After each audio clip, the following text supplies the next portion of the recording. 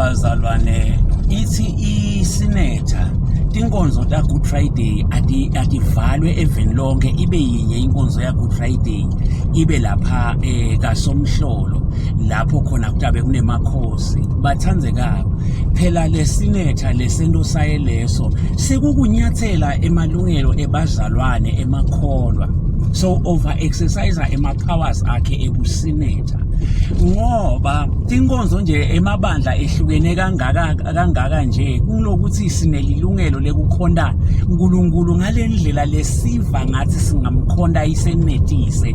Kungako labanye bamkhonda ngekuthi bahove, labanye bamkhonda ngegijima ikhalanga, labanye bamkhonda ngekuthi bagidza umpoho, kunalabangcinyela sinefu bathi bakhonda uNkulunkulu, labanye bamkhonda ngesandawana. Now ayisitsheleke le minister ukuthi kuhlangana njani bazalwane labagqoke kahle masudu bansolile nebazalwane labagqoke imidanda bayawugijima bayawuhova, kuhlangana njani? Labanye bagqoke bomfenyeni nemasandasi bafuna ukugidza umpoho, bahlangana kanjani ke nebantu labagqoke isudu labo?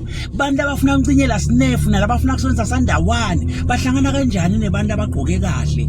Ngicabanga ukuthi i-offside le minister bazalwane. Amen.